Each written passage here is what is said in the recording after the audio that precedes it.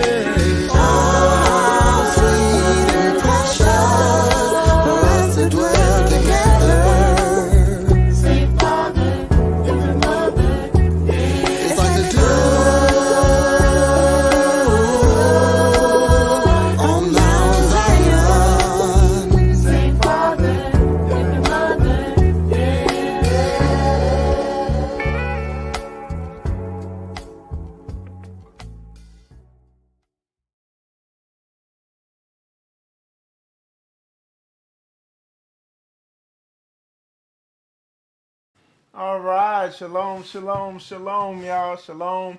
We have a great show for you today. Um, as you can tell by the title, we are talking about the end time demonic deception that is unfolding now. Um, and we're gonna really go into this, really get into the nitty gritty of about a lot of stuff that's going on.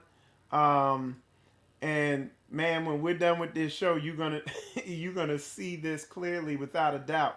And the reason we're going into this and I'm putting an emphasis on this because you're gonna see very soon it's gonna be a huge headline. And what I'm gonna do, I'm gonna just clearly show the whole agenda and how it lines up with book. You know what I'm saying? Um, So with that said, we got a lot of slides, so it'll be a pretty engaging show. So if you give me a sec, I'm gonna get everything up and running here. And while I'm doing that, I'd like everybody to let me know how the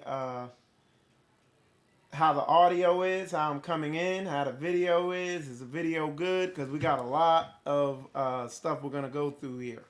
So with that said, man, we're gonna get rolling on this thing, and you know, the way I want to start this thing off is just let me add this. Okay. So yeah, the way I want to start this thing off, let me make sure I got, okay, I'm gonna let me fix all my stuff up real quick, make it look nice and neat.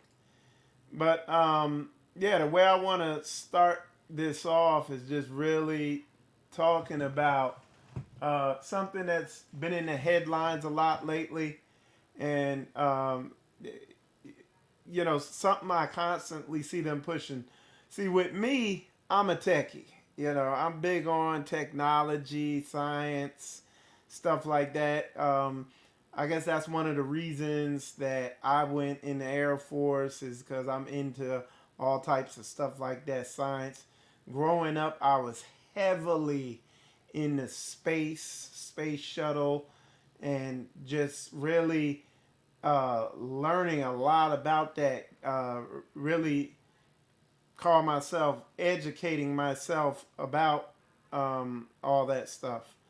Uh, Only to find out that, as you will too in this show, find out that it was a big deception. Okay. Um, but what we're gonna do, there we go. Let me see. Okay. So what we're gonna do, man, we're gonna go through a whole bunch of stuff. So the first thing you see I have up here is, these are pictures from the 1950s, 60s, and 70s. And these are pictures of, or drawings, renderings of, how people thought things were going to be in the future. And when I say in the future, I'm talking about in the near future, because, around that time they had went to the moon, so-called. We'll get into that a little bit later. And y'all bear with me. Be patient as I unpack this. But yeah, they had so-called went to the moon. Here's another picture. They had went to the moon, and they called it the space age. I remember we used to talk about the coming space age, and it never came. And it's like, man, I remember it, like me and my brother, it's like 1980s. And we're like, man, hey, hey, what do you think it's going to be like in 2010? It'll probably be like the Jetsons. They'll have cars flying around, and, who we couldn't even imagine it. Dang, 2010, we're thinking, hell, the way all the shows we're watching, it's saying in 2010 it's gonna be like this. In 2024 it's gonna be this.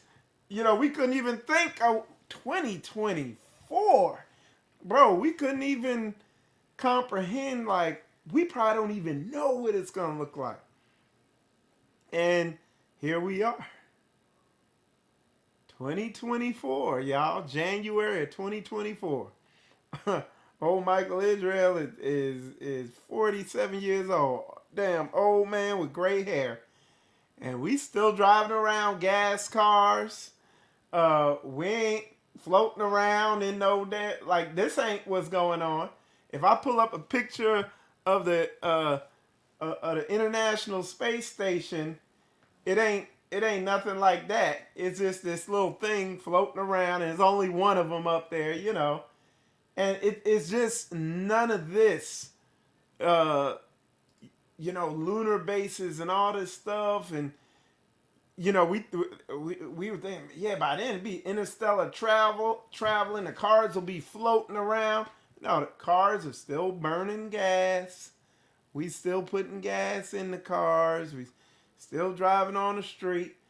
The literally the exact same technology, and y'all be patient with me because I'm building up to this, but the exact same technology that we that the Chinese gave us, fireworks, gunpowder, or whatever. We're basically using that same technology to this day to get into so-called space. Um, you know, the jet engine was invented in like the steam engine was invented, and then I think like I don't know how many years. Let's see when the steam engine was invented. I'll look it up. Steam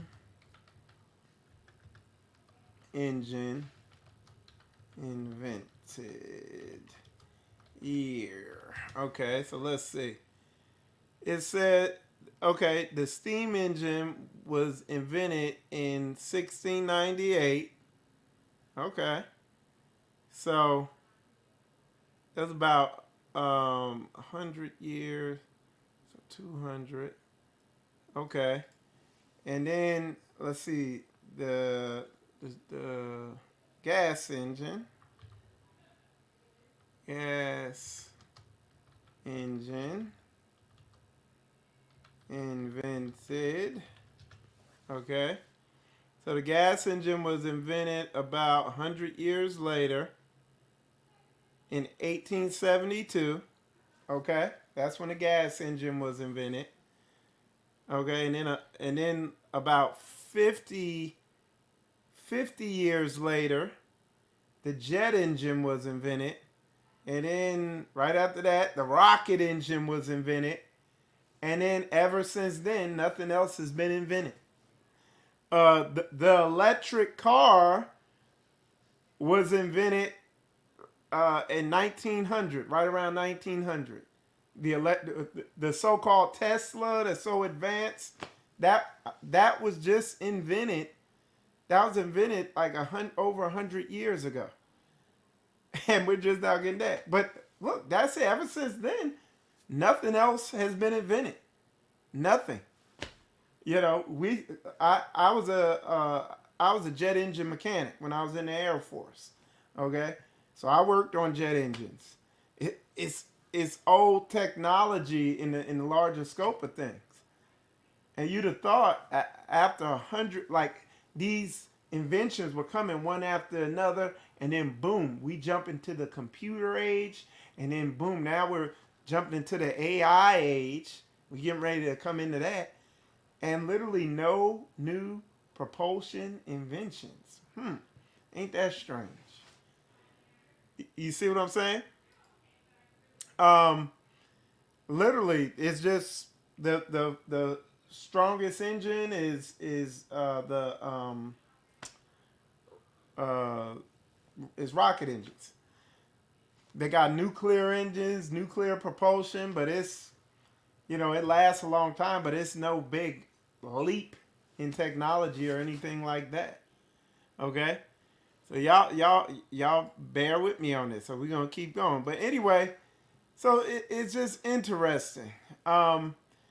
And like I said, I grew up watching NASA and studying all this stuff, and really, I'm just telling you, really being into all these things. And then I look, and something's off. So then one of the things I say is when you any direction you look, when you begin digging into it, you begin to see Satan behind it. You know, anything you start digging in, when you begin to look, I don't care if it's the music industry, I don't care if it's science, I don't care what it is. You begin digging deep enough in it, you're going to see a biblical component in it. Something you're going to find something that backs up the word. Okay? I don't care what it is. So we start looking at NASA and kind of the founder of NASA, the one of the founders of NASA, Jack Parsons. Okay, let's put him up here so y'all can see this.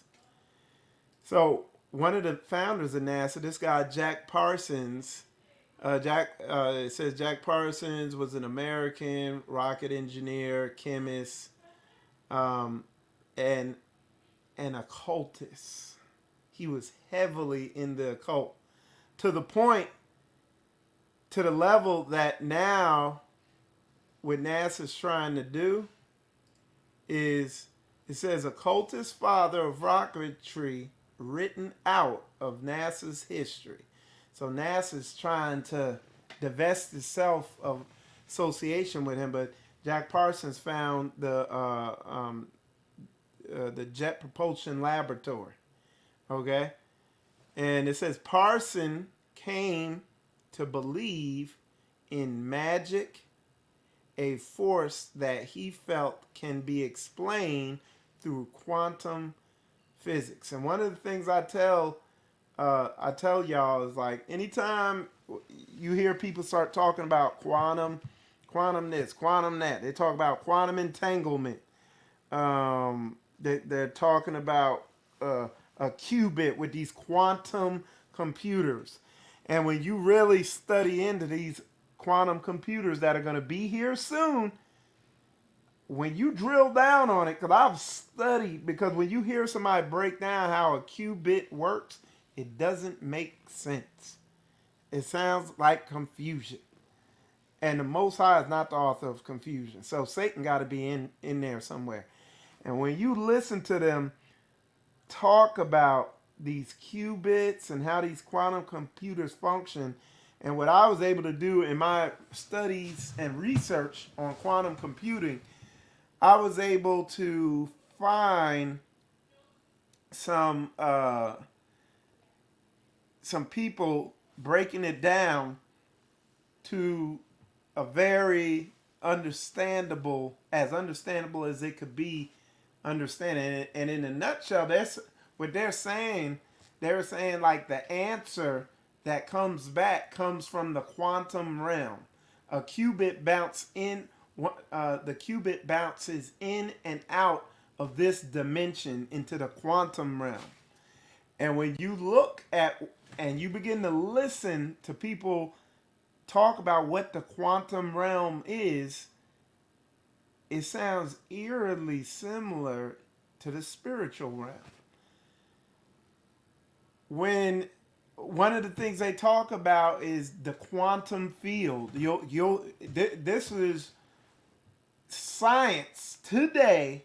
This is what they're studying on now. This quantum field theory, and they're testing it in a lot of different ways. This quantum field.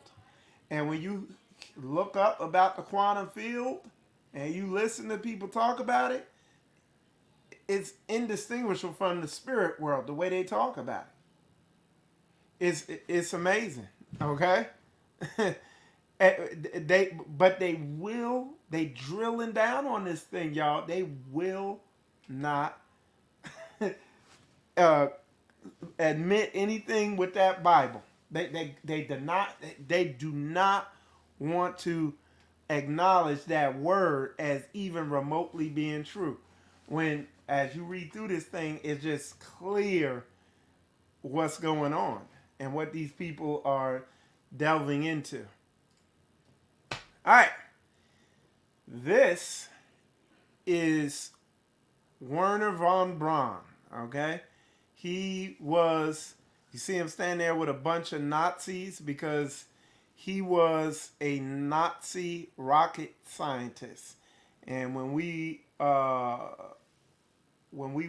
won the war, uh, when America won World War II, they had this thing, I think it's called Operation Paperclip. They took all the Nazi scientists and brought them over here and made them U.S. citizens and changed their names and kept it low key and had them working on their technology because they knew how much they were working on what they were doing. Okay, so this dude Warnher Von Braun was the father of rocketry. And there's a lot of interesting things about him and about what was going on around that time because what what happened, we were sending rockets up. We really advanced our rocketry program where, you know, we were able to go higher and higher because he knew what he was doing. Our scientists didn't. They kept blowing rockets up. This dude had it down packed on how to do everything with it. Okay, yeah. All right, let me put him up here. So yeah, so this dude had it down packed on how to do rocketry. That's why they brought him over here. So they got him working on their program.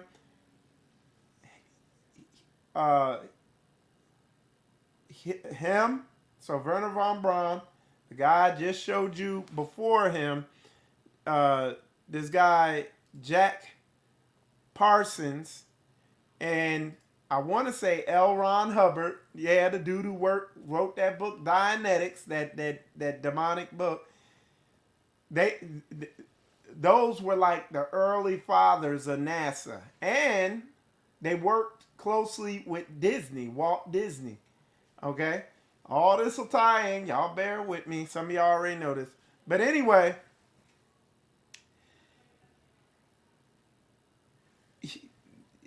they were working on rockets and they were advancing their rocketry program to where the rockets could go higher and higher.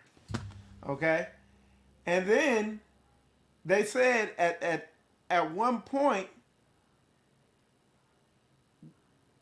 the NASA or the military, whatever, took Warnher Von Braun to Antarctica. You got to read up on this. I'm just telling you, they took him there. And then he came back. Okay? And a lot of people are like, why did he go there? Why did he visit a base in Antarctica? This, that, and other. Why did he do that? What the heck? Okay? And they're trying to figure this thing out. A lot of people, they question it. So moving forward, and we'll get to it. I'm just trying to build up. In 19 Warnher Von Braun died in 1977. Okay, and y'all have seen this. I've brought this up on my show before. And mind you, he's the foremost rocket scientist. And when he died, this is what he had put on his tombstone. Okay, Psalms chapter 19, verse 1. Okay? And let's go. We're going to see what it says. This is Psalms chapter 19, verse 1. It says, "The heavens declare the glory of God, and the firmament showeth his handiwork." Okay? It says, and the firmament shows his handiwork. Okay? Now, why would a rocket scientist put that on his tombstone? Okay? Let's do this. I'm going to show y'all something. Let's see. Second. Okay. Let me show y'all something. Y'all bear with me. Okay, there we go. Let me see how quick I could get to this slide. Okay.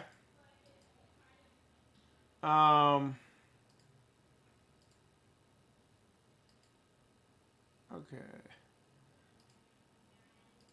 Yeah, I didn't get all my slides in order when I was doing this, but it says the firmament shows his handiwork. So what we're going to do, we're going to go over to right here. We're going to go to Genesis chapter 1, verse 7. It says, and God made the firmament. Okay? And what I'm going to do here, because I didn't have time to put it in the slide, is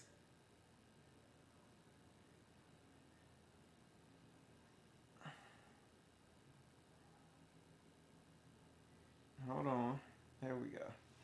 What I'm going to do here is I pulled up in the Strong's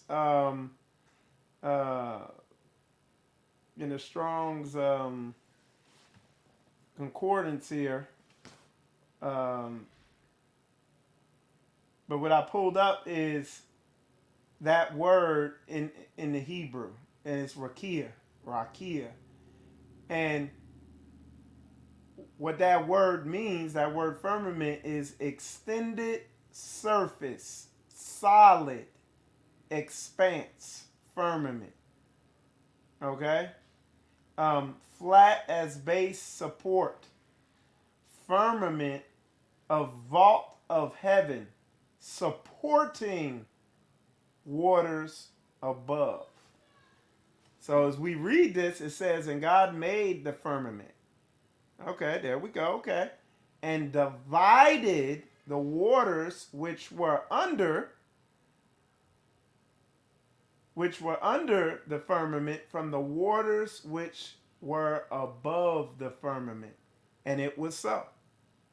So this hard, solid expanse, this firmament, this rakia, it divided the waters below from the waters above. Okay? Now, we read further to the in Genesis chapter 1 verse 14, and we're going to read this. Listen. And God said, let there be lights in the firmament. In it. He didn't say above it. He didn't say below it. He said in the firmament of the heaven to divide the day from the night, and let them be for signs and for seasons and for days and for years, and let them be for lights in the firmament of the heaven to give light upon the earth. Not the universe, the earth. To give light upon the earth. Okay? Not Mars and Jupiter and all this other crap. It said upon the earth. And it was so.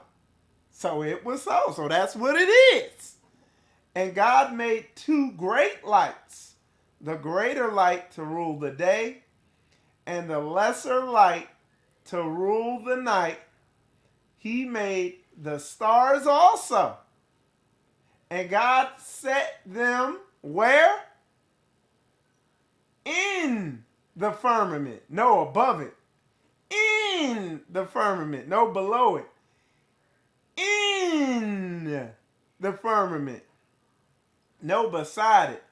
No, he set them in the firmament of the heaven to give light upon the universe, upon the solar system? No, upon the earth.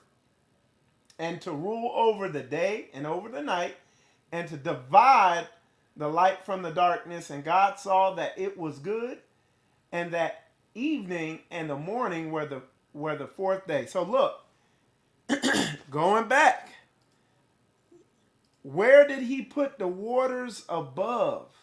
It says, and God made the firmament and divided the waters which were under the firmament from the waters which were above the firmament. And it was so.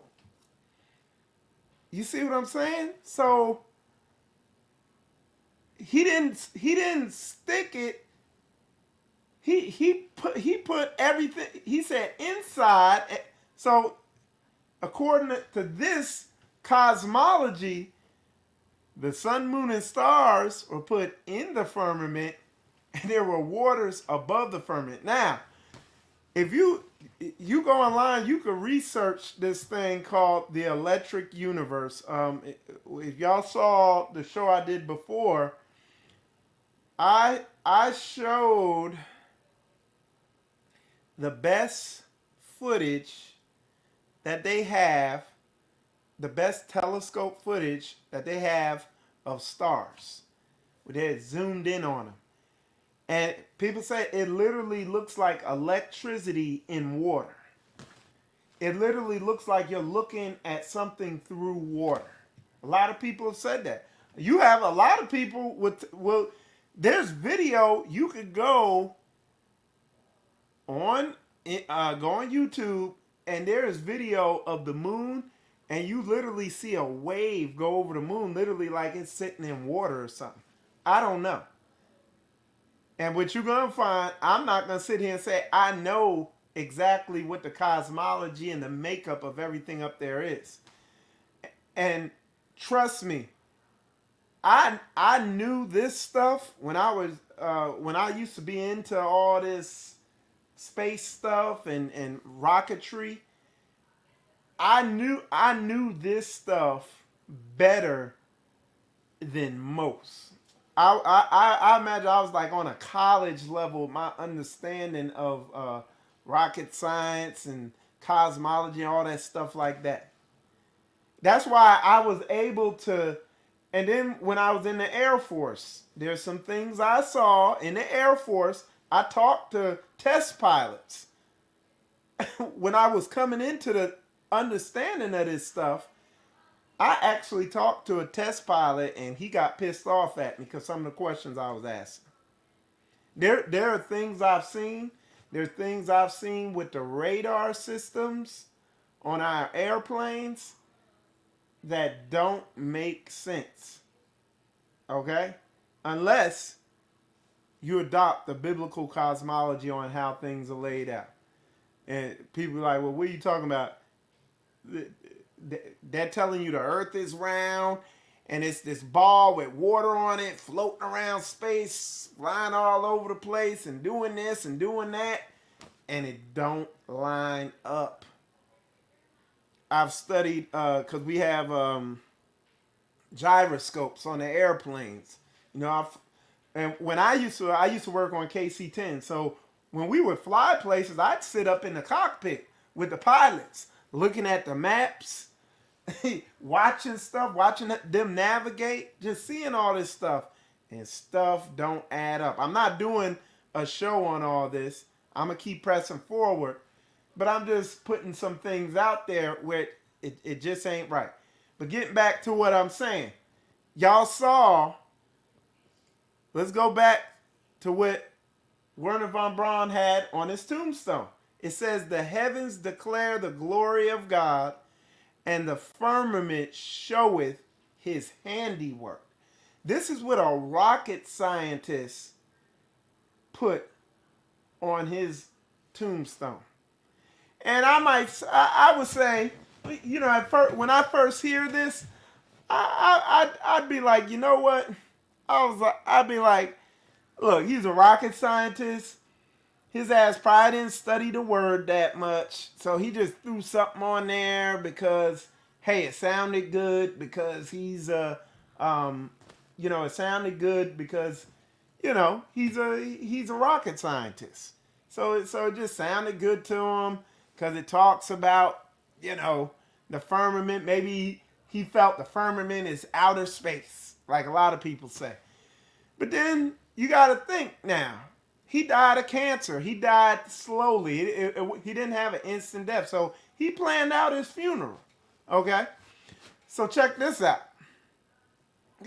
Because, like I said, with that, there's a little wiggle room on that. It might just be a coincidence. Maybe I'm reading into it. Until I checked out this. Okay? This is Dr. Carl Rosen. And this is this was Warnher Von Braun's like secretary, assistant, or whatever. So when he began getting sick and everything, because he had cancer or whatever, she stepped in and helped out and started doing stuff for him. But I want y'all to check this out. Let me see. Let me go to this timestamp. Whoops. If I get this thing to play. Let me go. Okay. So hold on. I think I was All right. So y'all give me, so let me go to this. All right. Now check this out, y'all. based weapon system that he thought was a ridiculous idea, unnecessary and very dangerous, not to mention too costly, etc. Let me know if y'all can hear it. The strategy that Warnher von Braun taught me was that first the Russians are going to be considered to be the enemy. In fact, when I met him in 74, they were the enemy, the identified enemy. We were told that they had killer satellites. We were told that they were coming to get us and control us, the dirty commies, that whole story. First, the Russians were the enemy against whom we're going to build space-based weapons. Then terrorists would be identified, and that was soon to follow. We heard a lot about terrorism. Then we were going to identify third world country crazies. We now call them nations of concern. But he said that would be the third enemy against whom we would be needing to build space-based weapons. And the next enemy was asteroids. Now at this point, he kind of chuckled the first time he said it. Asteroids, against asteroids, we're going to build space-based weapons. So it was funny then. And the funniest one of all was against what he called aliens, extraterrestrials. That would be the final card. And over and over and over during the 4 years that I knew him and was giving his speeches for him, he would bring up that last card. And remember, Carol, the last card is the alien card. We're going to have to build space-based weapons against aliens. And all of it, he said, is a lie. A lie. I think I was too naive to know at that time the seriousness of the nature of the spin that was being put on the system. And now the pieces are starting to fall into place. We're building a space-based weapon system based on a premise that is a lie. Okay, so, and hopefully y'all can hear that. I hope y'all could hear that. Somebody put a 10 in there, so they said they could hear it. But now what she's saying is only part of it. She doesn't even, she thinks it's about space-based weapons and all this stuff. She doesn't even get the deep level of it. But now we're gonna dive in a little deeper. Okay, so let's go here. All right. All right, hold on 1 sec, y'all. Hey, bless you.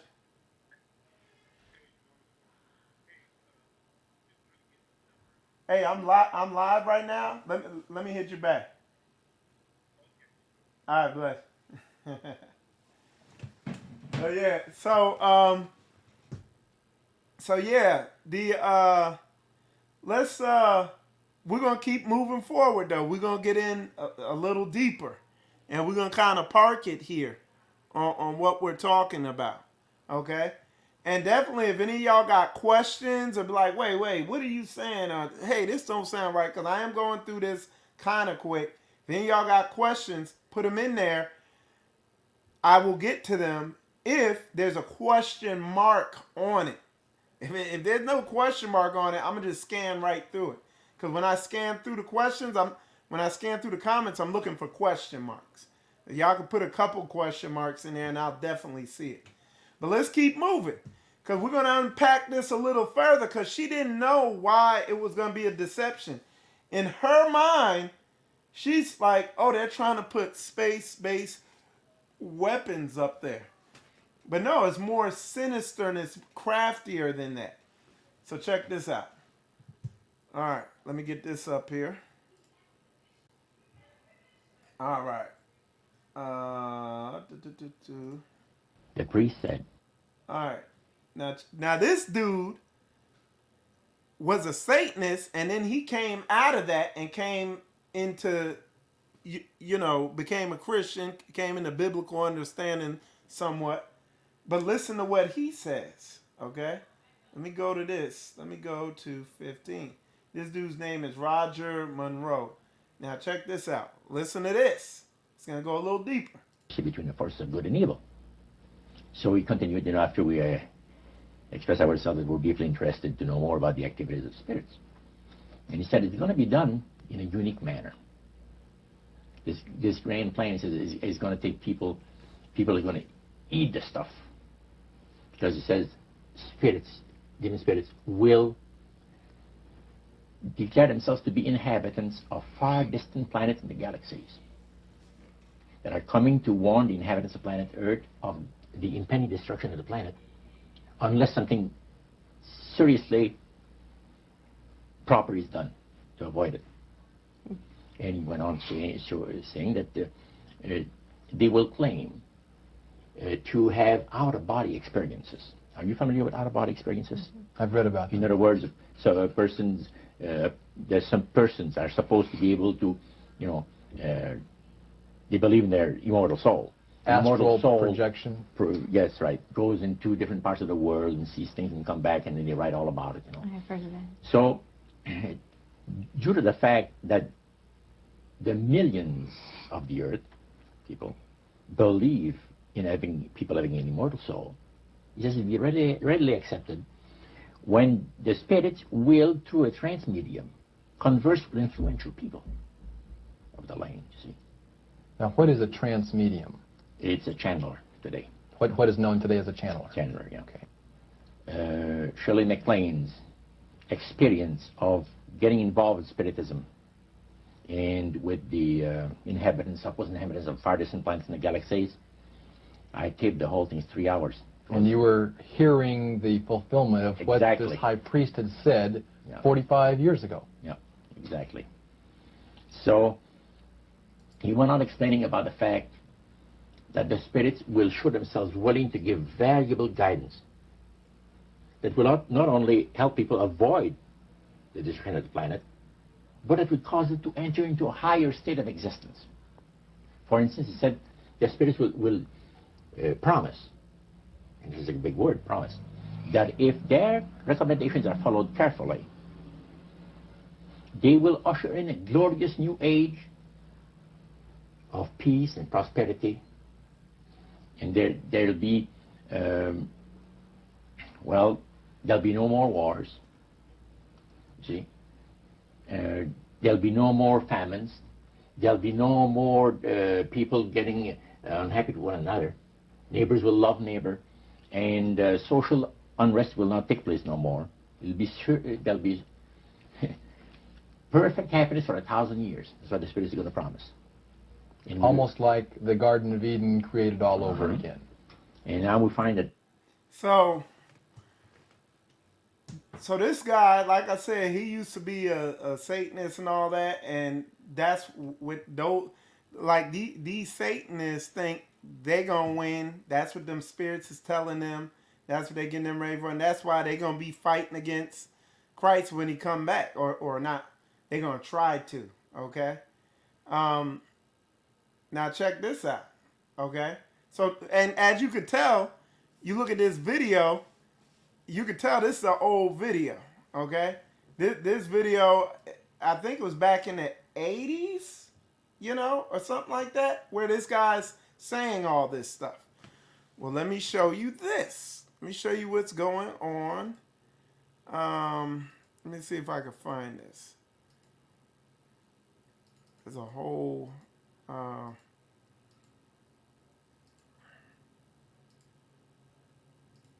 okay.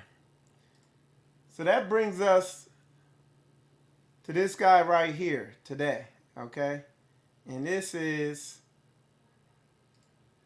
Stephen Greer, okay? So Stephen Greer. And this dude here has a lot, like with my research, the stuff I study, because what I do, like while y'all are watching football games and waste, you're doing whatever. I ain't saying wasting, but just whatever you do in your free time to just relax and chill. This is what I do to relax and chill. I like studying this deception, how I was deceived when it comes to space and all this other crap. I like studying this stuff and just looking over and looking into it. So this guy's name is Stephen Greer, and this dude here, he's the piece that ties everything in to literally what's going on. And mind you now, this dude here is fully deceived, but he has unearthed a lot of what's going on behind the scenes. So what this dude does is he formed a group, and what he does is debriefs people who have been in black programs, okay? And he's debriefed over 700 whistleblowers coming out of dark government programs, these hidden clandestine government programs. This guy has debriefed and talked to over 700 of them. And, he promises them, I think the word is anonymity. Like, he promises to keep it, not expose who they are or anything like that. This dude, he just breaks down. And why? Like, this dude believes in aliens. Okay? And we're going to get into all this. Just bear with me. And why does he believe in aliens? Because he had an alien experience. Okay? But the interesting thing that they're finding out is that these people who have had alien experiences, when you do a little bit of digging, you find out in some way, shape, or form, they were in the occult. Or their parents were in the occult. Or in some way, shape, or form, they were dabbling in some type of occult. And an interesting thing is, even I was watching this thing, and they were talking about at these alien conferences. When you go to these alien conferences where they have, like, oh yeah, I was kidnapped by an alien and molested and all this stuff like that, they said what you find out at these alien conferences, you go to the vendor area, there is a lot of occult stuff, psychics, Ouija board stuff, you name it, all these occult type things. And what you find, these people who have had alien experiences and alien encounters have also, that somehow they tied into the occult. But look how deceptive this stuff is, because this dude, Stephen Greer,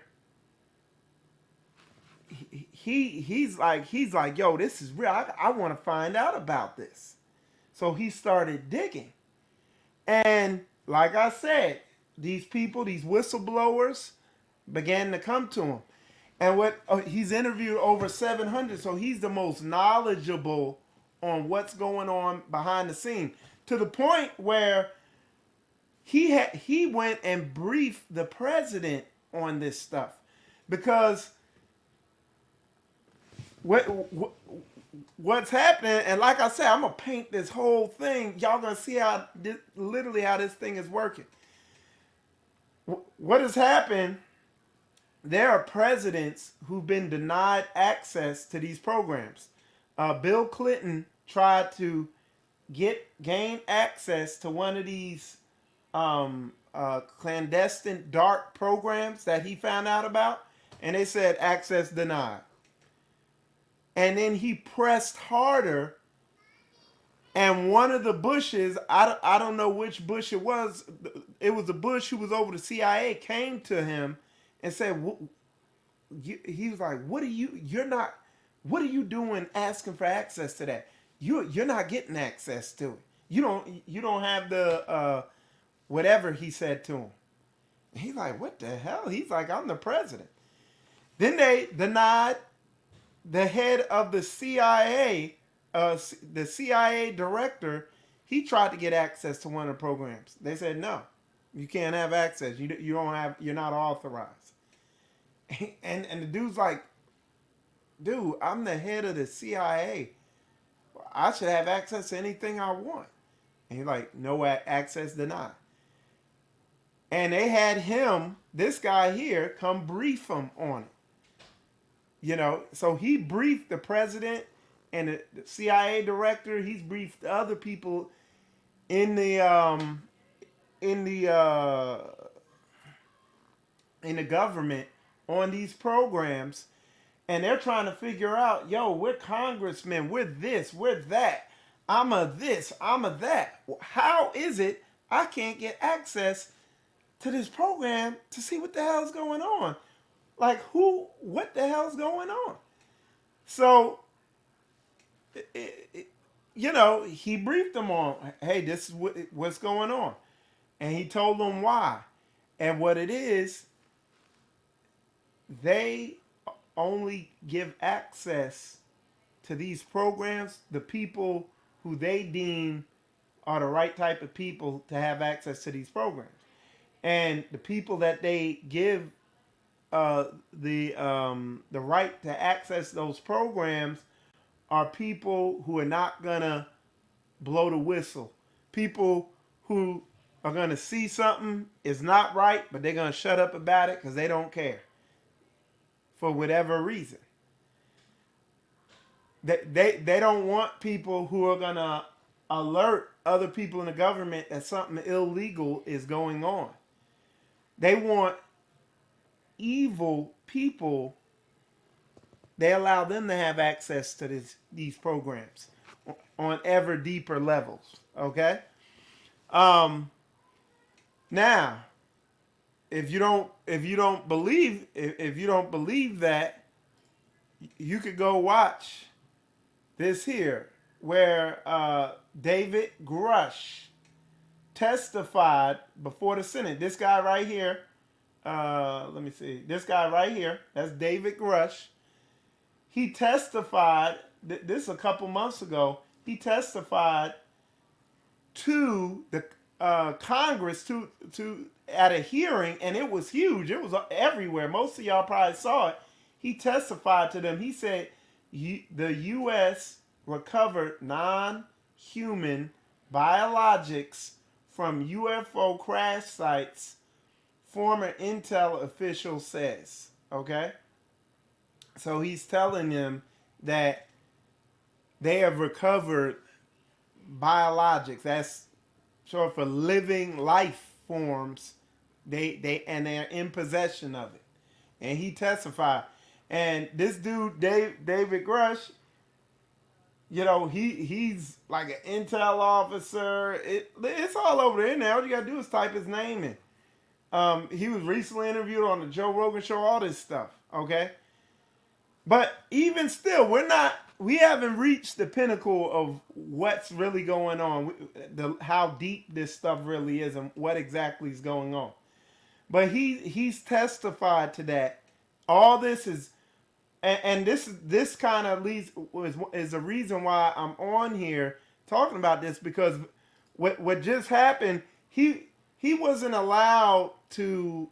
There's certain things he couldn't say with the people who were there. Some of the stuff he's gonna have to do in a skiff. It's a secured room with soundproof walls and only certain people allowed and all that. And he can tell them deeper level information. And they're setting that up now to disclose it. Okay? So that's what you got that going on. Okay? Now, let's go back to this guy. So what the level he's at, where he's broken down is, he said, look, these 700 people he's interviewed, these people have worked on this stuff, seen it firsthand. And what he does, he'll talk to one, and he's talking to these people all the time, and he qualifies them. And then what he's able to do is put, when he knows they're the real deal, because he's talked to so many people, he could put the pieces together and paint a picture of what's actually going on. So here's what's going on. What he said is, and David Grush backed a lot of this up too. But this dude here, Stephen Greer, he has way more, a vaster amount of knowledge than the other dude. It's just this other dude that I just showed, David Grush. He has heavy credentials, so he's legit. You know what I'm saying? He's an intel officer and all that stuff. So, and it's confirmed what he was doing, the people he's talked to. It's all been confirmed. Everybody, it could be corroborated. So anyway, going back to this dude here. This guy, Stephen Greer, what he said is going on is, he said back in, and David Grush said it too in his interview. Like the first UFO that we got or something like that was given to us by the Vatican because it crashed and Napoleon got it or something like that. And then the Vatican got hold of it and gave it to us to research or whatever. That's what they say. But listen to this. Where he's saying, now this is his story, and I'm going to break down what's really going on. Stephen Greer said that the aliens came to us. He said they come from, they're interdimensional beings. They travel dimensionally. They're not interstellar. Interstellar means you're traveling through space. They travel dimensionally through dimensions, through the quantum field, okay? But anyway, and they come over here, and you know, what we did is we reverse engineered their craft, and we've made our own craft, and like we've been doing this for years now, like since I think the 1940s or 50s. He says in the 1950s we mastered anti-gravity, and man, he goes on. He said majority of the craft, the spacecraft you see, are our craft. He called them alien replication technology craft or something like that. And basically they work with like magnets and electricity, and they counter gravity and this, that, and other. And he goes into all that, all the details about all that stuff and what the technology is. But it begs the question, why are they so secret? What's so top secret about it? So here's a couple things that's interesting. They want you to know there are aliens. They want you knowing there are aliens. Why? Because it's a deception. Okay? So as long as you're saying, yeah, they're non-human biologics from another realm, this, that, and the other, they want that. Okay? But here's some interesting things that he said, that this dude said. Okay? This is interesting that Stephen Greer said. He one of the things he said is what we do. He said we even have replica aliens that are made out of, they're basically robots that look like aliens that we make. Okay. The other thing is they talk about skunk works and how he talked to a whistleblower in Skunkworks, and he said, anything you've ever seen in Star Trek, we have either already tried or we're doing now. We have in action or whatever. And what the guy called it is they call it weird science and effing magic, like some of the stuff they can do. Okay, and you know, you listen to his interview, he goes on about all the interviews he's done and what he's seeing, this, that, and the other. And I just listen, and I've watched about 8 hours worth of this dude's interviews because he did a good one on Sean Ryan. He did two good ones on the Sean Ryan show. He did two interviews on Vlad TV. He did one on there. He did one somewhere else. He got a couple documentaries out. I felt like the interviews were better, but whatever.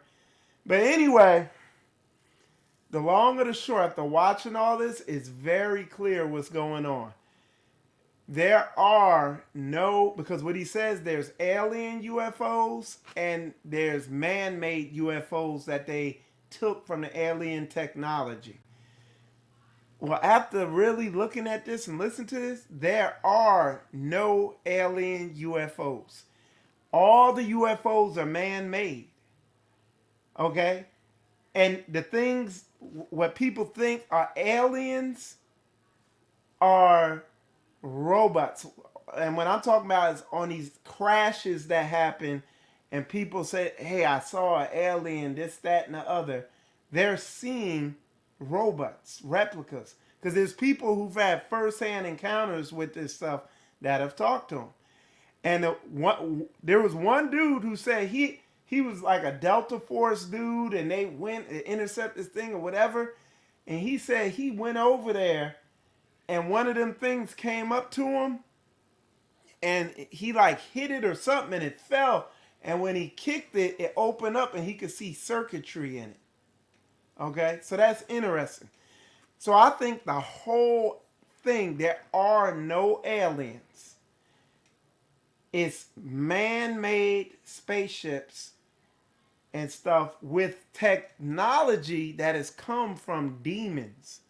It's demonic technology that they're giving them, and they're faking the alien thing.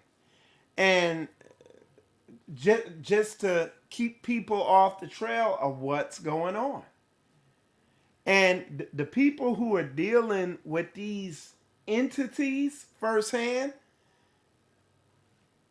it was like that dude I showed you. Let me see if I could get let's see. Hold on. Government whistleblower.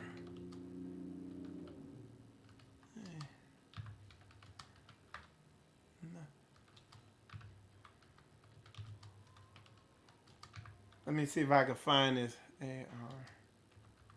I should have put that in here, but I didn't think to do it.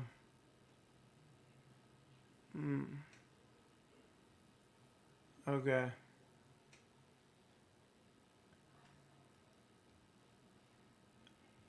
Yeah. Okay. Man, I tell you what, boy. Oh man, I forgot that dude's name. There's a couple people. I think I'll find it.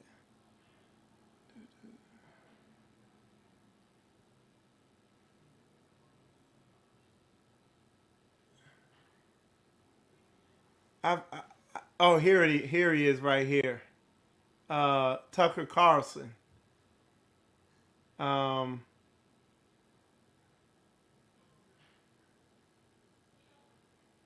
Okay.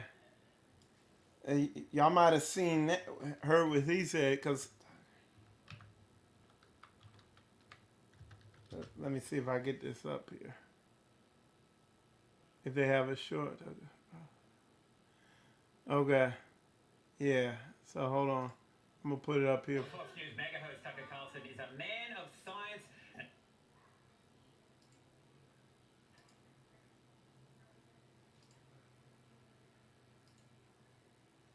this might be the video. Let me share it. Share this tab. Make it bigger. Okay, so check this out. The truth, or a version of it. Yes, these things are real. They're apparently not of human origin and can defy physics. Theories about UFOs are actually true. And former US military whistleblowers have testified they've seen them. Hello. And that also some have crash landed. That means wreckage of the craft as well as the bodies of the beings that flew them. And Tucker wants answers. Has the US government communicated directly with the beings that piloted these craft? Have American officials ever entered into any sort of agreement with them? And if so, what are the terms? What are the terms? What are the terms? And last night, he'd had enough. It is infuriating to watch this. Why is this happening? What's the point of this? Why would they lie about UFOs? And he dropped this bombshell. They're lying about it because why? Well, because they're covering up a crime, obviously. Obviously. And it's their crime. Someday we'll discover what that crime is. Tucker, you're exactly right. Yeah, that's not the one. Hold on one sec. If I don't find it, okay, yeah. Okay, let me. I think this is it here. So hold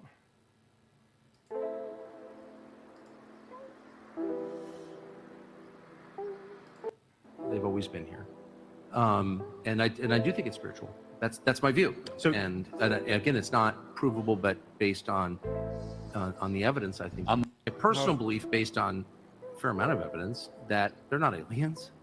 They've always been here, and I do think it's spiritual. That's my view. So, and again, it's not provable, but based on the evidence, I think. I'm with you. Absolutely. If the U.S. government has in fact had direct contact with these beings, whatever they are, I've already told you what I think they are, and has entered into some sort of agreement with them, which is the claim of informed people, I would say, whether they're right or wrong, I can't say conclusively. But if that...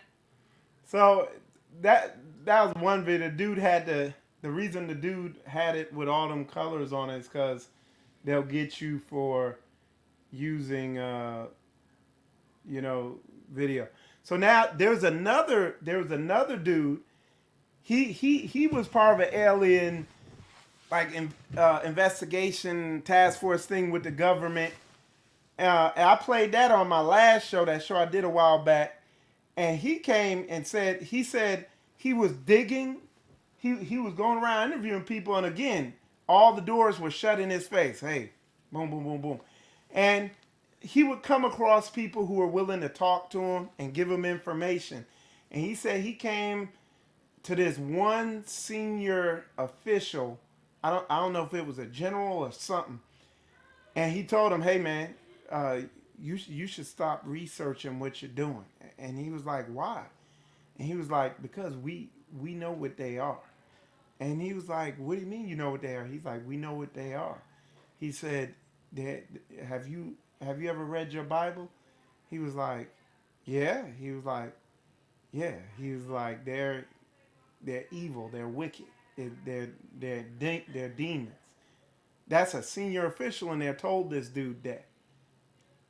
And you find a lot of people who get in there deep. They'll say this. There was another dude was talking about how to work at some of these, they call them DUMBs, deep underground military bases. And in order for him to be approved to work under there, he had to sign this thing saying he would not say Jesus, the name Jesus. He would not say it even in a curse. He wouldn't even mention that name. Man, so these are a lot of stories that come out, and it's like everything keeps pointing in the same direction. And I mean, and when you really listen into the stories where these people who were whistleblowers, they came and they talked to this guy, Stephen Greer, the ones that were really involved in this thing, man, these people, like, you can see it's even they say, man, something didn't feel right. It was like this weird, like they're telling you stuff, man. So let's see what else I got here. So check this out. Now we're gonna go in even we're gonna fully tie this thing in, okay? So check this out. All right. This guy, Stephen Greer, came up with this thing here. It's called the CE5 protocol. Now I just got this because of the picture, okay? But it's called the CE5 protocol. You can look it up online. It's all over the place. And what he does this thing, CE5 means close encounter of the fifth kind. And what he came up with, he said what it means is close encounter of the fifth kind means you summon the UFO, okay? So the CE5 protocol is, you see those people there sitting around in circles. You get a bunch of people together and they do some type of meditation and align their mindsets or something. And if you follow his protocol, you could summon a UFO and actually see the lights in the sky. And there's people are doing it and actually so-called summoning UFOs. But what's funny is some Satanists came and they said, it's amazing. This thing is nothing but a seance. And a seance is an attempt to communicate with spirits. That's the definition of it. That's what I put up there. Okay? He's like, yo, this is the exact same. The Satanists are sitting there saying, this is the exact same thing we do to summon spirits. And people are going around, they're doing this thing, and it's doing it, and they're getting results. They're summoning UFOs, so-called. And they see the lights and all this stuff like that. Some people, one person said, yeah, he done the C5 protocol a couple times, and then one night when he was sleeping, he got abducted. So, moving even forward past that, there's a dude, his name is Joe Jordan, and he's on the same thing. He be talking about, he's like, yo, he realizes that these aliens are really demons. He gets it. And he was talking about how a dude, he was talking about like people will get into this, start doing these, summoning these things, and then the next thing you know, they're getting tormented by aliens. He was talking about one dude in particular who had been abducted and everything, and he kept having abductions and he was getting freaked out in his sleep, and he was totally 100% convinced that these aliens were abducting him and doing stuff to him. Well, one day it started happening. Well, his wife had started watching this about how these aliens are really demons, okay? And he was saying he was getting abducted. And she was right there with him, and nothing was happening. He was just like this. They abducted me. They're pulling me up to the ship. He's sitting right there in the passenger chair, in the passenger seat in the car. And then she started praying, and it stopped. You know what I'm saying?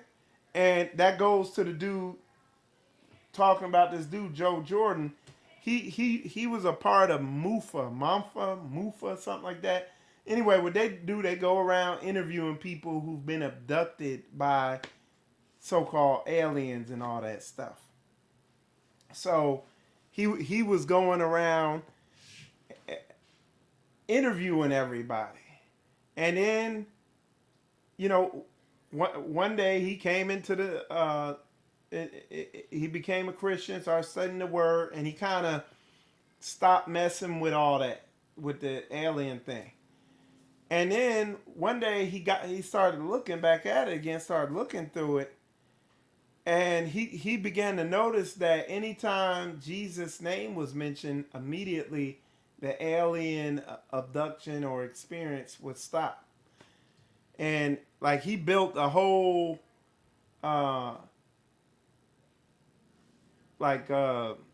ministry or something off that, where people who are going through these alien experience abduction things, he has them repent, they do deliverance, and the abductions stop. So it's all, the long and the short of it is all demons. So going back to what I was talking about early on in the beginning with space, one of the interesting things that happened with one of the interesting things that happened early on a couple years ago was the whole flat earth thing. Okay, the flat earth thing was, you could go on YouTube. This about maybe 3 years. Damn, time been flying. This maybe about 4 or 5 years ago. You go online, type in flat earth, and just be studying flat earth videos. And the people who are claiming the earth is flat are doing it according to the scientific method. They have ways of proving that are provable, observable, repeatable. So they're testable, observable, repeatable. When you listen to what they're saying about space and all this other stuff, it's not provable, it's not observable, it's not repeatable. They're like, that planet, we see, that star is 90,107 light years away. And we pointed the Webb telescope at it, and we could see a planet orbiting around it with water that looks like it's in the Earth inhabitable zone. It's like, what in the bullshit are you talking? When to date, we have zero video of the Earth from space. Zero. No video of the Earth, the whole Earth from space. We don't have one video of the Earth from space where they zoom in and you can see buildings in there. But yet, you could take your James Webb telescope and zoom in all the way out to some other galaxy far, far away and see some water on a planet that's orbiting around a star. And then that brings us to the next thing. And just bear with me, we're gonna unpack it fully. Is this. Let me show y'all this. All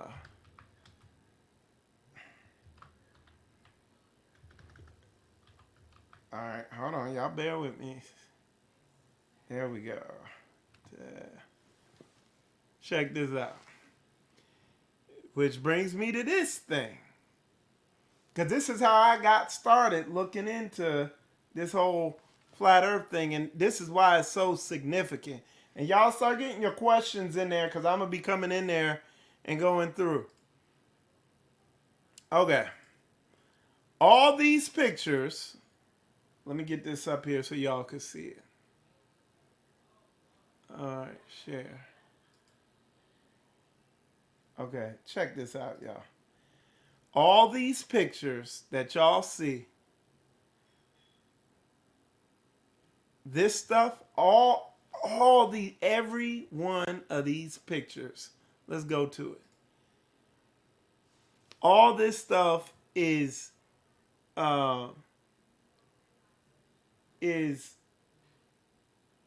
NASA art. It's rendered art off data.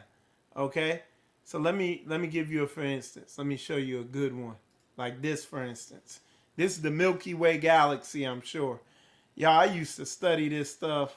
Okay? This is a picture of a galaxy, a faraway galaxy. Let me put it up here. There you go. This is a picture of a galaxy, okay? All right? But what you don't do,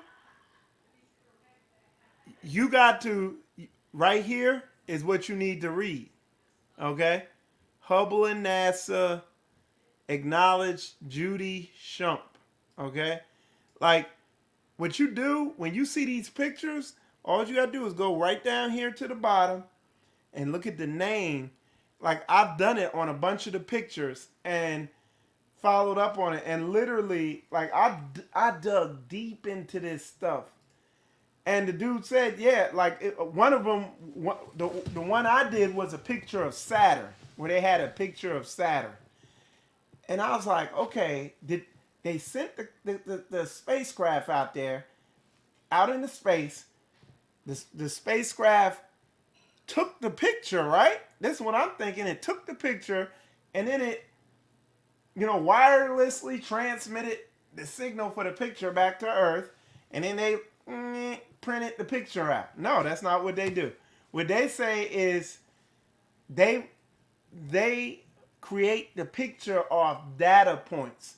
Literally, this dude is just sitting there painting and coloring digital. When you look at how they do this, it's all like the brother said in there, it's all CG. It's all CGI. All of it. Like here's a picture of a star.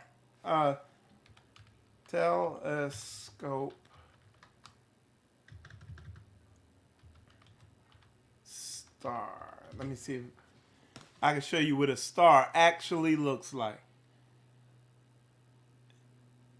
Look, stars don't look like this. Oops. All right, there we go. Stars do not look like, let me see if I can.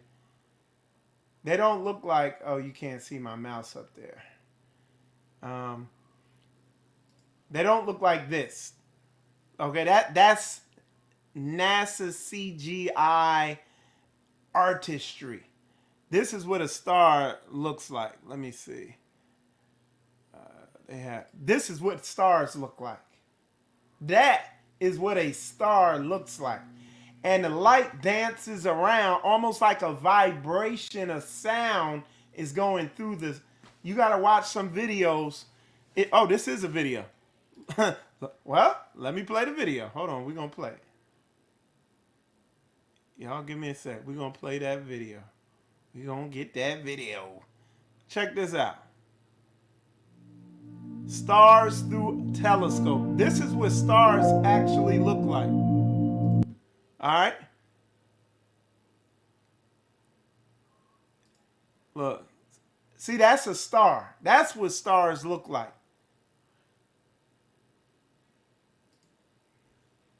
Look, you got to look into this. Here's a good one. Look, this is what a star looks like. Watch this next one that's getting ready to pop up. This is a close-up of a star. This next one, watch. Not that one. See that? That's what a star looks like. Y'all, it's crazy. You got really, like, there's a bunch of these videos. You take the time, you go watch it yourself. It literally looks like a ball light in water, and like, I don't know if you've seen those videos when they'll have like liquid or something on a table, and they put a audio signal through it or music, and it'll vibrate it and make these geometric shapes. That's what the stars actually look like. Okay, so I'm telling you, man, what these people are saying, it ain't so. But going back to what I was saying, back 5 years ago, 5-6 years ago, man, you could go on there and, dude, this information, people weren't able to refute it. They were just laughing at people, but they couldn't refute the information. They couldn't refute. Why can you see Chicago all the way across that lake. Like, they couldn't explain some simple stuff like that. Why is the longest picture in the world, when you look at the longest picture ever taken of the world, of this mountain range, dude, that mountain range should be like curved around. There is no way you should be able to see that mountain range. And they can't explain it. I've worked on airplanes and without... There's airplanes with radars that can see... I'll put it like this, because I don't want to get myself in trouble. But look, people have told me that the radar could see planes so far away, it don't make no sense, because that stuff is way past the so-called curve of the earth. You know what I'm saying? So you gotta make it make sense. So let me show y'all this. Because I don't want... If you want to learn more about all that flat earth stuff, because that's the point I was getting to. I've never seen them wipe anything off of YouTube quicker than they did that flat earth. Like, literally, they wiped all the legitimate sites off, and when you go to search it, it only shows you silly videos or videos so-called debunking it. You can't find the legitimate videos anymore. Somehow, YouTube just wiped that shit right off there. And you're like, well, Mike, why is that so significant? Well, if we lived in an enclosed earth under a firmament that they cannot get out of, where Warnher Von Braun declared, like, his firmament shows his handiwork on his gravestone. He died religious. They said after he went to Antarctica, after Warnher Von Braun went to Antarctica, he became religious. Okay? What does he see? Well, if you look at the flat earth cosmology, if there's a dome, it would be... the bottom of that dome would be in Antarctica. Again, you're going to have to, if you want to understand all that, because a lot of y'all might not understand that, you have to go here. You could check out this dude here, and you could check out this dude here. In fact, he got like an 8-hour-long video, bro. Anything you could question, he breaks it down. And then he has a shorter one that's like 2 hours or whatever, and he has a documentary and whatever. But I'd say those two are the most comprehensive. There's other people out there that talk about this stuff, but I don't remember their names and all that stuff, and I don't study that too much. You know, lately I haven't really been studying. I've been focusing on this alien thing. So, but this is the thing, I never seen them come against anything to date with that level of aggression. But YouTube did, man. They flipped the script to literally, unless you know these people's names, you can't find any legitimate stuff on Flat Earth. It's all stuff to debunk it and make it look silly. And it was just so strange that they would move on something with that level of aggression, and I never seen it. But what you notice, anything that comes against, anything that exposes that these people are dealing with demons and that debunks this end time demonic deception that's unfolding now, anything that goes against that, man, is... And this thing is coming in from all angles. So let me show y'all something else. They have this drug. It's called DMT. Okay? Dimestro something something. It's one of the most powerful so-called hallucinogens. The way they talk about this, for those of you who don't know, most of y'all have heard me talk about it before. But the way they talk about this drug is like when people take acid, they'll take acid and they'll be seeing stuff. They'll see stuff running around and see all types of weird things and again leprechaun, all types of weird stuff they say they see. Well, with this DMT, when you take it, they said immediately you're in a whole nother realm, somewhere else. Immediately, you're in a whole nother realm, and you see these entities. Okay, you see these entities around you and all this stuff. And what they're doing now, what they just started now, mind you, we know this is sorcery. What they're doing now, they call it DMTX, DMT extended state. So with DMT, when you take it, and for about like a minute or two, you're rising up, you're like going into this other realm, and then you're in that realm for a couple minutes, maybe less, and then you're coming back out of it. Well, and that's how long a DMT high lasts.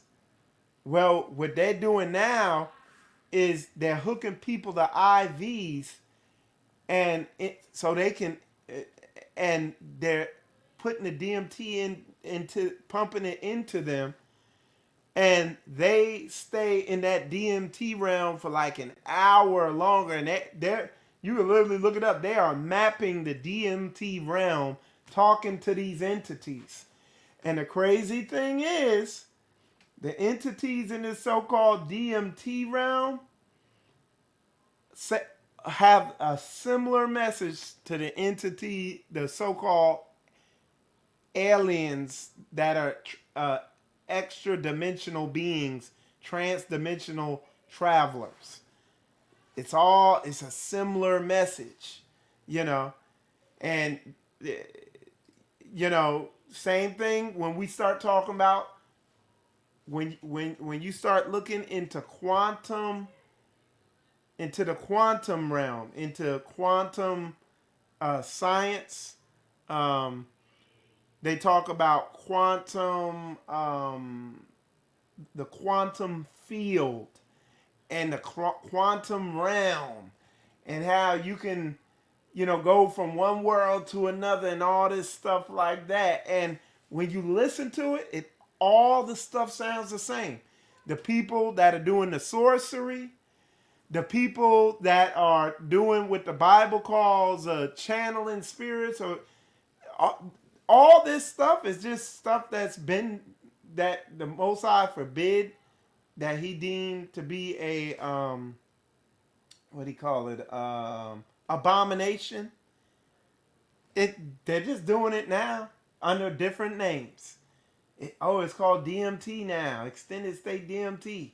We're mapping out the DMT realm and talking to the entities in there and learning from them. And we're bringing back information, and they're trying to figure out how they can, because they were saying when they go into the DMT realm, it's hard to bring anything back except with your memory. So they're trying to figure out a way to like transmit somehow back what they're seeing and what they're learning, because a lot of stuff they'll forget when they come back out of it. So, it's like, look, nothing new under the sun, man. But these people, like I see people saying, they're trying to open up these gateways and flood these demons in. And this thing, man, is all underway. And like I said, I think these demons who are talking to our government and other governments, because the dude broke down how these programs that they can't get access to, like this group of people is he called it transnational, not international, transnational, where is one group that is in alignment with each other, and you know what I'm saying? Transnational, under Satan. You know what I'm saying? And that's why they're more powerful than presidents and all these other people. And they're ushering in Satan and his kingdom, you know, into this world. So that is the end time demonic deception that is happening on all levels, whether it's in music, because you see, even in music, they more demonic, they more in your face with the demonic, you know, when you look at social media. Because one of the things this guy said, let me go back to this. Check this out. This is going to trip y'all out, man. This guy here, one of the things he said, and again, you can look him up. His name's right there, Roger Warnher. Another interesting thing he said is that one of the big things that they're pushing to do is to take the bad name of hypnotism and make it acceptable and mainstream, because they want to get the people hypnotized. They want to put the people in trances. And if y'all watch the show I did on about social media and the effect it has, these people are hiring psychologists and stuff like that, figuring out how to put you in a trance, in an altered state, so you're not thinking anymore, and they can just program you and control you. That was one of the other big end time deceptions he talked about in there that Satanists are working on. And it's what I tell you, these people who work out in what's that called? Out in Silicon Valley on all these social media sites, a lot of them microdose these drugs like LSD and all that stuff. They microdose it so that they can focus more and concentrate on what they're doing and all this other stuff and be more creative, you know. So it's low.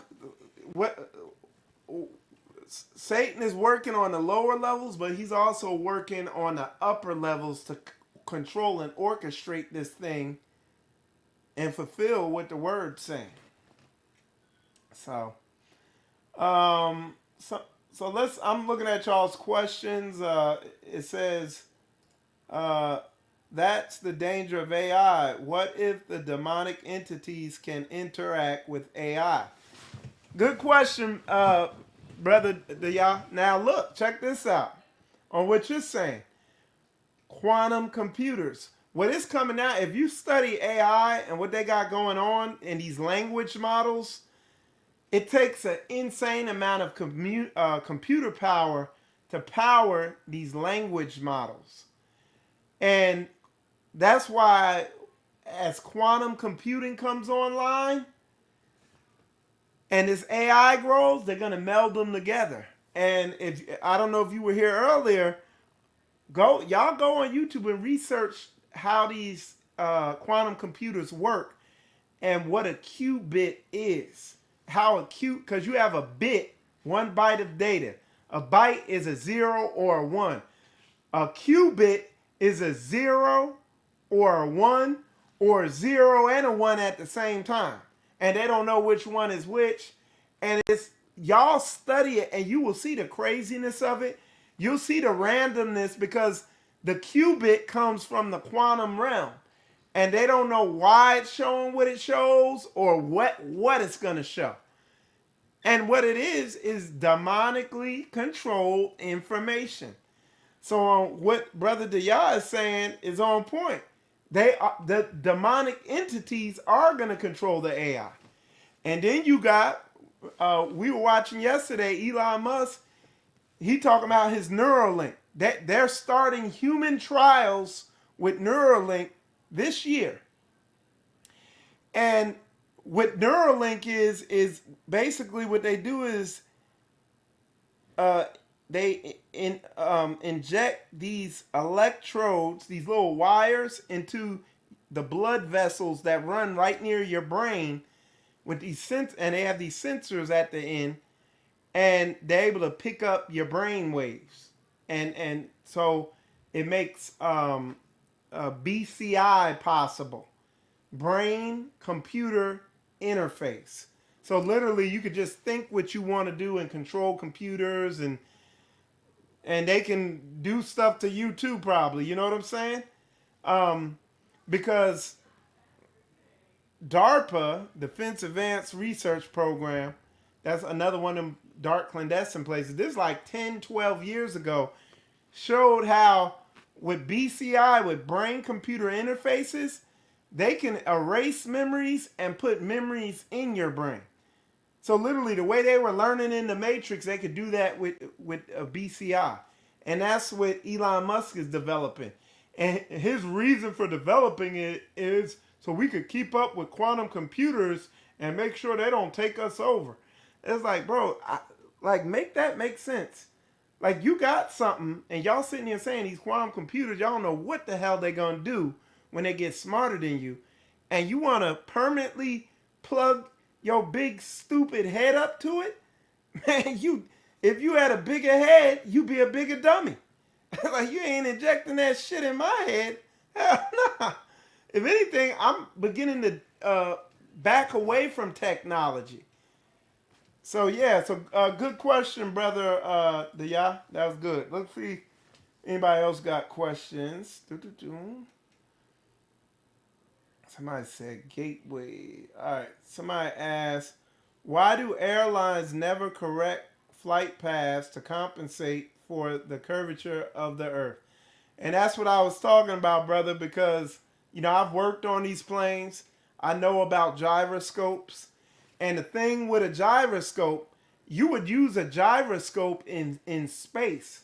Once a gyroscope is fired up, whatever position you spin a gyroscope up in, it doesn't deviate from it. It don't matter whether it's gravity, nothing affects it. It stays on that plane. So if you spun a gyroscope up and you flew to Japan, by the time you got there, if the Earth was round, that gyroscope would be upside down. But I've done it. I've flown on planes, and they're not. I watched them as they're using the autopilot and the flight computers, and they're just compensating like this, keeping the plane on target so it can go there. They're never going like this. They're never going like that. You see what I'm saying? So yeah, that's another one, man. I'm telling you. Yeah, somebody was trying to. What they were trying to say is the gyroscope has this piece on it. They were saying the gyroscope has this piece on it that automatically compensates and all that. And I looked into it, and that is clearly not what that piece is for. It don't make sense, because you can use gyroscopes in outer space. Even you spin it up in so-called outer space, it's not going to deviate from its position, no matter where it's at. That's the significance of it. Okay. Somebody said, what are your thoughts on that whole Florida Mall incident? Yeah, something could have manifested there. People are saying something happened. There's a lot of wickedness that goes on down there. People could have seen something, But, it's just, there's a lot of strange stuff there. Like all them police responding, And it could have been both. It could have been some wickedness going on in there and something manifested because of the wickedness. I don't know. I don't know.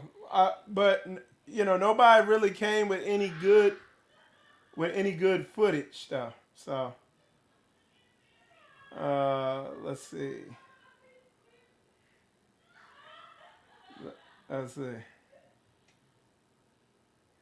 Shalom, Brother Michael, Israel, and family. You are so right. Okay. All right, let's see. Shalom, Brother Michael, Israel, and family. You are so right about everything slowed down. My husband and I was in Space Command during 1980s. He was NORAD and I was at the missile warning site. Okay. Y'all was in there. Okay. Okay, let's see. All right, let's see if y'all got any more questions. Go back down here to the bottom. Placement. Okay, somebody asked, do you think they will attempt to do another moon landing, or do the powers that be know people are actually smarter than a fifth grader during this generation? This is the thing with the moon, and why I think, like I said, you seen that picture I put up here earlier. You know, what they got there? A moon base. Like, weren't we supposed to have a damn lunar base? Like, in the large scope of things, how hard would that be? It's 2024. And we still got Elon Musk sending up these little shitty rockets. That's 1950s and 60s technology. You know, but y'all should have mastered that. Y'all landed on the moon in what, the 60s? And we ain't been back since. We ain't even got a base? Well, there ain't gonna be a base, because if they put a base there, you'll be able to see it from Earth. You could get a telescope and point it at the moon and see the base. You'll be able to see the base there. So it'll never happen. Or they'll say, we put it on the dark side of the moon. And then mind you, you think the moon orbits like this around the Earth, like spinning? You understand what I'm saying? If the Earth's in the middle, you know the way something will be spinning like this and orbiting like this? No. This is the way they say the moon orbits the Earth. Like this. That's how they say the moon orbits the Earth. So this side of the moon is never facing the Earth. That's what they call the dark side of the moon. Isn't that convenient? You'll see why. Because they're going to say, as soon as they make a lunar base, they'll be like, yeah, we put it on the dark side of the moon. Y'all, I didn't study this stuff exhaustively. Because I just being duped like that.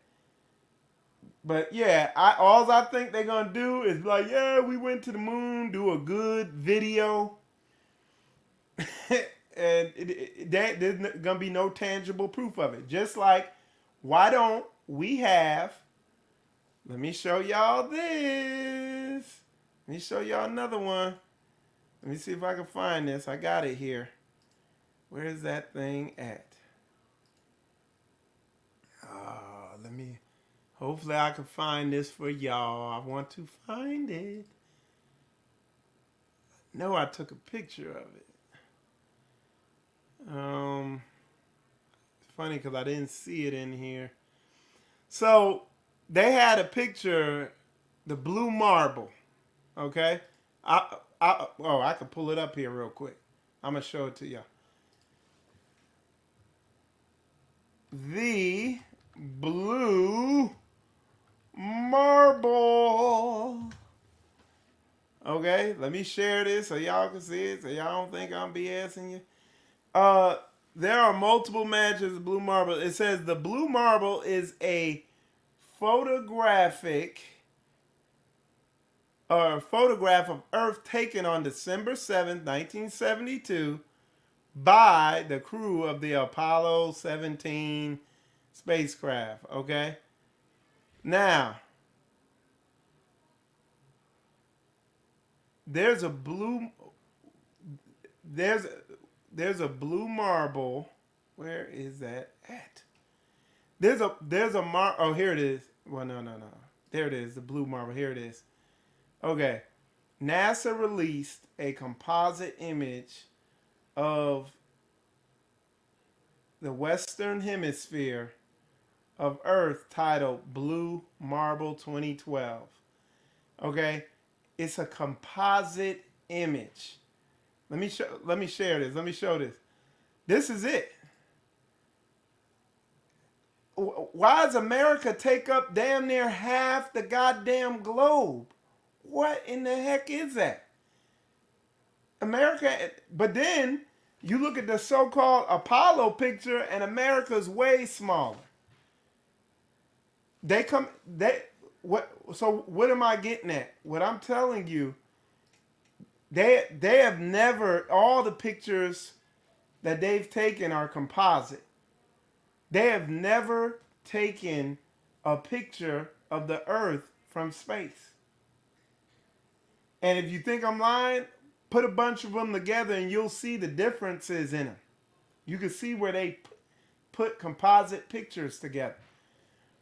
Why have we never seen them take Hubble telescope or a telescope or a camera and just zoom all the way into the Earth? Or why haven't we seen a video of the Earth with the clouds moving and all this stuff? Like literally like simple stuff like that. Make it make sense. If it's the dark side of the moon, there should be no light there, correct? Yeah. They call it the dark side of the moon. But I mean, there got to be light there when it rotates around to where the sun. I don't know, man. You people freak me out. But yeah, there has to be light on it when the moon rotates around to where the sun's shining on. But it's the side of the moon we never see. It's all cleverly explained to you because they telling you the moon is this round thing, but you only have ever seen you only seen the moon in one way. It's been flat. You just see that. Boom. That's all you ever see of the moon. I mean, come on now. You got to make this make sense. You know, go get a telescope. Look at Saturn and see if you see it rotating. Dump some money into a telescope. A nice one. And see if you can make it make sense. That's why I said, you watch those videos I showed y'all earlier, you'll begin to see the deception. It's going to be very evident soon. All right. Now y'all bringing the questions. All right. Do you think, let's see, where'd y'all put? Okay. What's in Antarctica that would cause for him to become religious? Okay, let me show you this real quick. Hold on.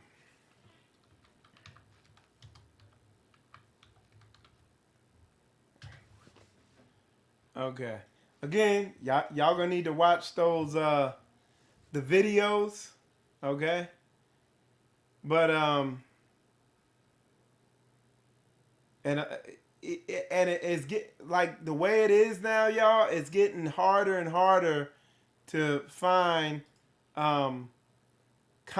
like flat Earth content. You gotta go to Rumble or something like that to get it. Okay.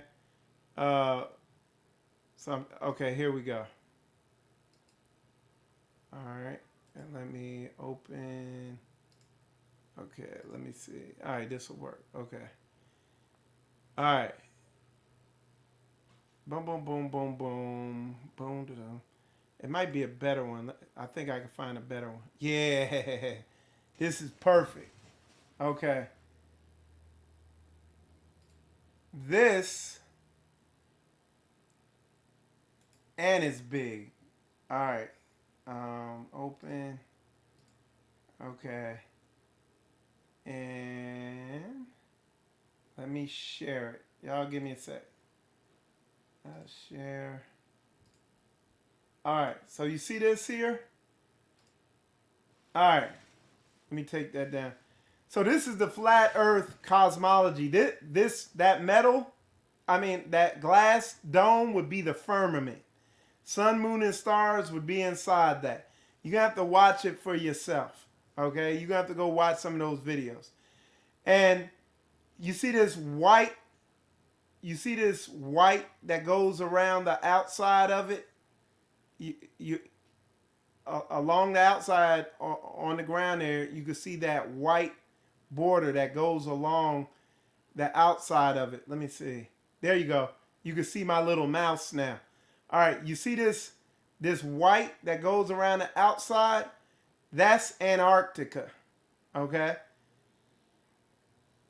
And again, there was an explorer who tried to sail around Antarctica, and he said it just kept going on and on and on and on and on. You're not allowed to go to Antarctica. You either got to be military or a scientist, and you have to have approval. You could go on and on about all this weird stuff with Antarctica. Anyway, they started sending the rockets up, and this is the theory is they started sending those rockets up, and they begin hitting the firmament. And if there was a military program called Operation Fishbowl, where they were taking nuclear weapons and so-called detonating them in space. But what they said they were really trying to do was blow a hole in the firmament. And after they made the rockets and everything, and what they did, they took Warnher Von Braun out to Antarctica, out here, and they theorized they took him out there to see the firmament. So he got to see it firsthand and realized, yo, we are in an enclosed Earth environment or whatever. We can't go anywhere. You know? Man, I could go on and on. Y'all getting ready to get me going. But anyway, so he went on an expedition out to the Antarctica, and then they said when he came back, that's when he got religious. And then hence you saw that thing on his gravestone, and then you heard what he told that woman about the alien deception. They're gonna deceive you. They've taken crafty count. They wouldn't. If this is how, because this is, when you look at what the word says, this is how it's kind of laid out when you really break it down. That'd be a whole nother thing for me to go into, but I'm talking about the demons today. But anyway, that's why Virginia, that's the reason. Let's see. Somebody said Japan supposedly just landed on the moon. What do you think about NASA losing all the records of prior moon landings? Yeah, NASA comes on and says, they interview a NASA guy saying, why don't y'all get the stuff and go back to the moon? Oh, we got rid of all the moon shit. All the moon technology, we got rid of it. Like, you got rid of it? And one of the things I'm wanting to do, if I go to D.C. again, we tried to do it when we were there. One of the things I want to do when I go to D.C. again, I want to go to that Museum of Aviation and go look at that moon lander. Because it looked like somebody's extra credit project in art class. That's what it looked like. It got a bunch of tin foil and make it make sense. All right. Somebody said, if it's the dark side of the moon, there should be no light there. Okay, I think I already answered that one. Let's see, what you got here? Any updates on Project Bluebeam with all the crazy images and illusions in the sky for people to be deceived? I haven't really looked into Project Bluebeam that much, but that seems like it would be something with to go with an alien deception.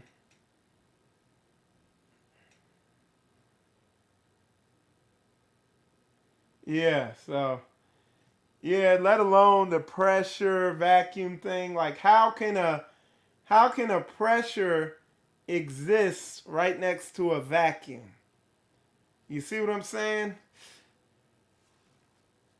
Because Earth's atmosphere is pressurized and space is a vacuum. It don't like make it make sense, bro. It's not making sense. And people be like, well, gravity, gravity. And then we could go into all that, but I'm not. Yeah, I forgot. Somebody said what that meant. I forget what it means, what NASA means in Hebrew. Uh I, Not snake, it means something. Somebody said, do you think it's possible that the face of the moon is actually a reflection or mirror image of Earth? I saw a thing on that, but my big thing is provable, observable, repeatable. So that's so I don't really like venture. I don't silently say I know exactly what it is, except when I read the word and it says it's water up there. Like that's what the word says. So I was like, it says he separated the waters above from the waters below with the firmament, a hardened dome. It separates the waters. And then when you read how the waters came from the heavens with during Noah's time with the flood, like it said these things open and the waters. So it's like, bro, we got to make it like. And one of the big things that's tipping people off is, dude, how did we go to the moon in the '60s and the only thing we done since then is just put some so-called satellites up in space. That's like the biggest thing we done since then. And they're supposedly having to come up with all this crazy technology to try to get to the Mars. That's what Elon Musk is trying to do. And they're trying to get to the moon. They're going to kill Elon Musk. He keep trying. Because then they're saying they got to come up with all this shielding to get through the Van Allen radiation belt. But yet, what the hell? And then you look at, because you could go to the Smithsonian Air and Space Museum and look at the spacecraft they so-called use to get to the moon and all that. And that junk is made out of some, like, this sheet metal. Bro, it don't make sense, bro. And they're talking about the Van Allen radiation belt will fry you if you go through it. And what they're trying to come up with is enough lead shielding to protect the people from the... It's like, what the hell? And they're like, they can't come up with the technology, or they working on the technology to get through that thing.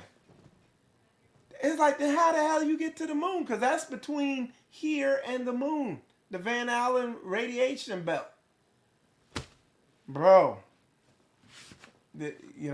Y'all trying to get me turned up on that thing. They ain't go nowhere. All right. What is the reign of heavens? I don't know. NASA means to deceive in Hebrew. Boom. You can't make that shit up, boy. They're trying to tell you. Oh, definitely. But yeah, y'all, thought I'd do a so-called fun show. You know, we've been going hard in the paint with these shows on forging the man, forging the boy into a man. So we've been going hard with it. So I thought I'd, we do kind of a fun type show on this one. That was the game plan on that.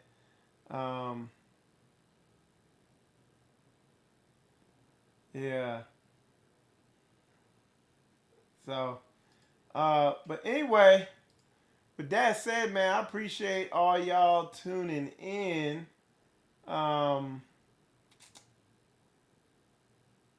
definitely, definitely enjoyed y'all's questions and everything like that. And we'll be doing another show because I'm gonna be doing something on these quantum computers. I might be doing something on that. I might do a flat Earth one down the road, But like I said, this is my free time thing that I do in my free time when if I want to just sit down and enjoy something or whatever. I watch some of these documentaries or whatever. It's funny. It's like when you like me, you done went so far down this path of deception. Like, cause I'm telling you, I was really into space, bro. I was into that stuff hard. Watching all the space documentaries and all that. And then I was like, what? Because I began to wonder, like, why ain't we doing nothing? Why ain't we go nowhere?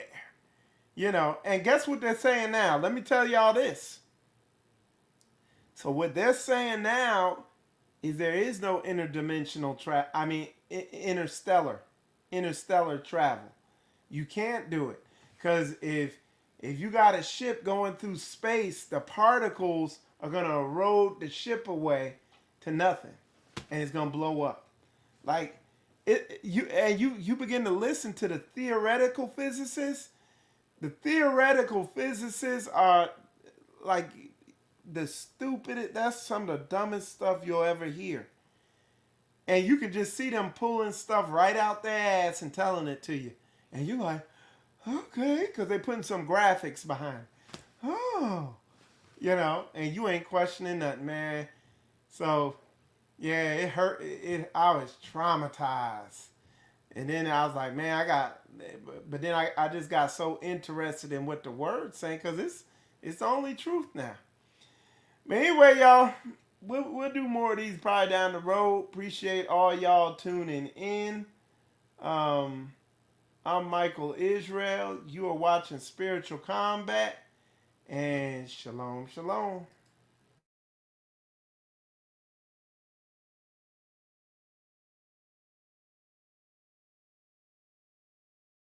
Turn that up. Better learn how to bleed the blood of your whole body. Stay in the spirit. Cause Satan could use you if you let him. You cannot win, I see your trickery. We at the end, ain't none of that get to me. Confessing my sin, I'm watching my enemy. Scripts in my head, it hit me like Kennedy. I know the devil is trying to get rid of me. Walking the spirit, so that mean I'm killing me. Get it behind me, I don't want you feeling me. Get it behind me, I don't want you feeling me. You cannot win, I see your trickery. We at the end, ain't none of that get to me. Confessing my sin, I'm watching my enemy. Scripts in my head, it hit me like Kennedy. I know the devil is trying to get rid of me. Walking the spirit, so that mean I'm killing me. Get it behind me, I don't want you feeling me. Get it behind me, I don't want you feeling me. He been on my line since a younger was a child. Had me shooting guns, popping pills, smoking loud. I'm the main event, but I was following the crowd. Wish I would've known what I know right now. Mama ain't raping like this, had her yelling in the house like where in the hell we go wrong. Mama them curses can leave us alone. We made an oath to the one on the throne. Them angels was with us, was never alone. Mercy and grace coming straight from the throne. When this was missing, I made it back home. Mama never had to give me a loan. He had to open my eyes, I had to put down my pride. Boy, I'm so lit, I'm alive. We gon' follow the Messiah. We gon' follow the Messiah. What's up? I'm a lit. A bought. What's up? Messiah. What's up? I'm a lit.